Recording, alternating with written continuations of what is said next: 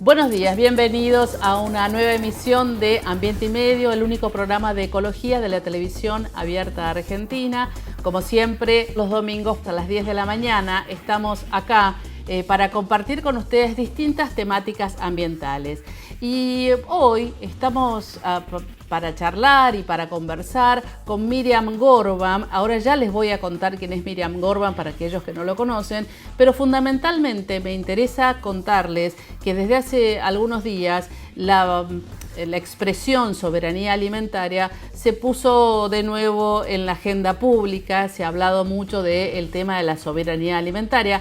Por eso es que vamos a compartir esta charla con Miriam Gorbam. Miriam es licenciada en nutrición, además es la creadora de la Cátedra Libre de Soberanía Alimentaria y si mal no escuché por ahí, también ahora es doctora honoris causa, creo que de la Universidad de Rosario. Ella me lo va a decir o me va a corregir si no es así. La estoy saludando en este momento. Hola Miriam, ¿cómo está?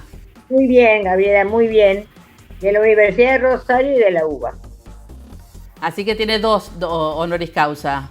Alimentaria, precisamente. Claro, claro. Bueno, Miriam, el tema que nos convoca hoy tiene que ver con lo que se ha estado hablando en los medios, que tiene que ver con la soberanía alimentaria, un término, un concepto, para decirlo de alguna manera, que tiene ya más de 3 décadas, pero que no es tan conocido para el público en general. ¿Podría definirme qué es exactamente la soberanía alimentaria? El concepto de soberanía nace de la mano de los movimientos sociales, en especial de la Vía Campesina, en el 96. Y se hace público a través de la Cumbre Mundial de la Alimentación, que yo tuve el placer de estar representando a las nutricionistas argentinas. Y allí tomé este concepto, discutí mucho y hablé mucho con la gente de Vía Campesina y lo tomé como bandera al venir. Por supuesto, era una aguja en un pajar, o el Quijote contra los molinos de viento, hablando de cosas raras. Pero bueno, a partir de ahí ya son 24 años, estaba sacando la cuenta ahora.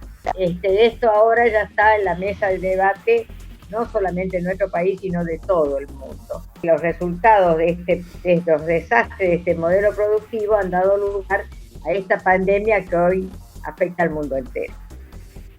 A propósito de esto, justamente lo que quería vincular es que la consecuencia quizás de lo que estamos viviendo tiene que ver con también el modelo agroproductivo, no solo de la Argentina, sino de muchos países del mundo.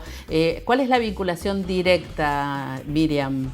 El tema fundamental es el modelo extractivista, el modelo en especial haciendo énfasis en esta etapa precisamente de la cría industrial de animales con el hacinamiento de los animales, el uso abusivo de los antibióticos que hace, y además la desertificación, la deforestación que hace que los animales salgan de su medio, de su hábitat natural y migren a competir con nosotros, a convivir con nosotros y transmitirnos sus propios virus. Estas que son los que mutan, son los que vienen, digamos, esto es, como decía Gabriel García Márquez, la crónica de una muerte anunciada, decía Gabriel García Márquez. Y efectivamente nosotros veníamos prediciendo estas cuestiones y esto viene precedido de la gripe aviar, de la vaca loca, de la gripe porcina, y sobre todo de los desastres y la crisis climática, que es otro de los problemas que preceden esta situación nueva que está atravesando el mundo entero.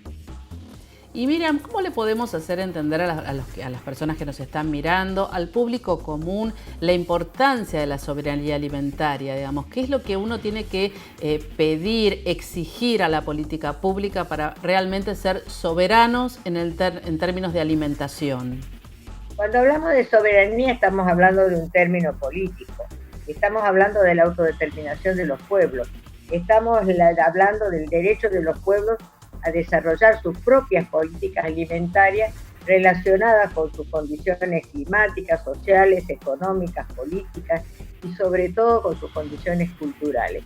Entonces esto hace a la autosuficiencia alimentaria.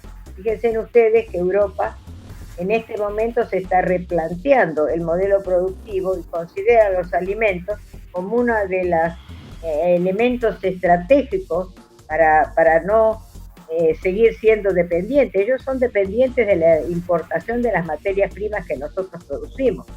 Entonces, así como el caso de los respiradores, que los dieron a producir en otras partes del mundo, se encontraron que no disponían de ellos porque habían dejado de producirlos. Esto es lo que pasa también con los alimentos. George Bush, miren quién, decía que un pueblo que no es capaz, una nación que no es capaz de producir los alimentos para su pueblo, es una nación que tiene en riesgo su seguridad alimentaria porque es sumamente dependiente. Y es así. Si nosotros hemos atravesado las crisis que hemos atravesado, ha sido porque esta condición climática favorable de nuestro país, que nos permite producir desde los climas tropicales hasta los climas extremadamente fríos, desde la Quiaca a Ushuaia, nos ha permitido una autosuficiencia alimentaria y una biodiversidad que tenemos que utilizarla a lo mejor de otra manera, quizás produciendo una recomposición productiva y convirtiéndonos, en lugar de ser república sojera, en convertirnos en país que es capaz de producir alimentos sanos, seguros y soberanos como somos capaces de hacer.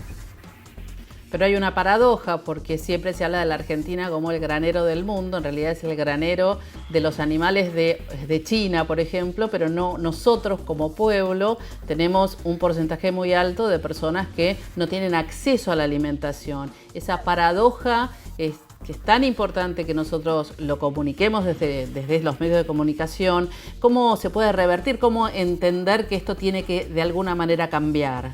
Exactamente, esto es el tema, porque cuando se llenan la boca de hablar de que producimos para 400 millones de personas y al mismo tiempo tenemos un plan de Argentina contra el hambre y el tercio de nuestra población en situaciones de dificultades de acceso a la alimentación, tenemos que plantearnos qué es lo que pasa. Y lo que nos pasa en realidad es que tenemos una concentración monopólica en la industria alimentaria, desde la producción hasta la distribución y la comercialización de los alimentos, en toda la línea. Vicentín es una de las empresas concentradoras y monopólicas que concentran, digamos, su producción o sus intereses en función de la especulación, en función, y son los marcadores de precios que son los que influyen en gran medida en la tremenda inflación que tenemos, que no tiene justificación, pero además se agrega que el modelo productivo con agrotóxicos y con venenos hace que también consumamos alimentos que no son seguros, de acuerdo incluso a los estudios hechos del SENASA, que muestran el alto grado de contaminación de los alimentos que integran nuestra mesa familiar. Ahora hay algo que está sucediendo muy de a poco, incipiente, como que hay una mayores propuestas con respecto a la producción agroecológica.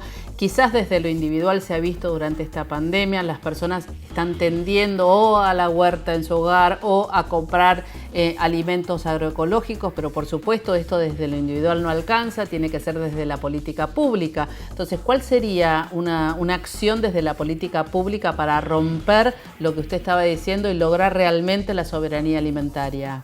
Creo que algunos pasitos, aunque tímidos, se están dando en este sentido. Creo que lo más destacado está en el hecho de haber creado en el Ministerio de Agricultura la Dirección Nacional de Agroecología, nada menos que en manos de Eduardo Cerdá, que es el creador del RENAMA, de la red de municipios que están haciendo producción agroecológica, como en varias provincias, como Guaminí, como Gualeguaychú. Ese es el camino. Es decir, y nosotros hablamos de esto que crece desde el pie, la autosuficiencia alimentaria desde los propios lugares de producción. Es decir, nosotros planteamos que en cada municipio tiene que haber un tambo, tiene que haber un matadero de faena artesanal para otros animales que no sean solamente vacunos. Planteamos criaderos de pollos para tener los huevos y las proteínas en nuestras manos. Planteamos el cinturón verde, es decir, planteamos, creo que Remo Bénica es el que lo dice, la posibilidad de crear 1 millón de chacras a lo largo y a lo ancho de nuestro país, repoblando el campo, repoblando pequeños pueblos donde se desarrolle esta producción sana, segura y soberana. Bueno, la última ahora sí, y ahora voy a apelar a su experiencia, que no es poca. ¿Usted cree que volveremos después de la pandemia mejores? Bueno, yo creo que hay algunas cosas que vamos a tener que mejorar, sobre todo valorar. Valorar la educación y la salud pública desde ya en primer plano. Valorar a los equipos de otra manera, en el lugar que les corresponde a los equipos de salud, que están en la primera línea de fuego y que han perdido muchos de sus soldados en esta batalla.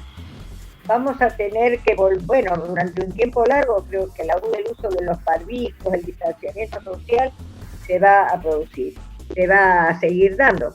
Ahora, si vamos a ser mejores, y mejores es cambiar el modelo productivo. No va a ser fácil, no es sencillo, pero son cambios que se están dando en todo el mundo. Cuando yo veo las cosas que se plantean en Europa, cuando plantean el tema de la autosuficiencia alimentaria como un valor estratégico, estoy pensando que sí, esto va a mejorar. Bueno, el hecho de la influencia de este modelo no solamente en el cambio climático, sino en la producción de este tipo de pandemias, también nos tiene que hacer reflexionar. Bueno, acá veremos. Y veremos también cómo a nivel social y general, nosotros también tenemos que cambiar nuestra forma de consumo. El consumo racional, el consumo responsable, forma parte de estas tres patas. Nosotros hablamos de producción agroecológica, nosotros hablamos de costos, de precios justos para los productores, pero también de la última eslabón de la cadena que somos los consumidores, también hablamos de precios justos, pero también agregamos consumo responsable. No nos podemos comer el planeta. Y esto creo que Exactamente. Exactamente, con esa frase final la despido, no nos podemos comer el planeta. La despido y le agradezco mucho, Miriam, esta comunicación, y en cualquier momento vamos a volver a charlar con usted. Muchísimas gracias, Miriam. Mucho gusto. Seguimos con más Ambiente y Medio.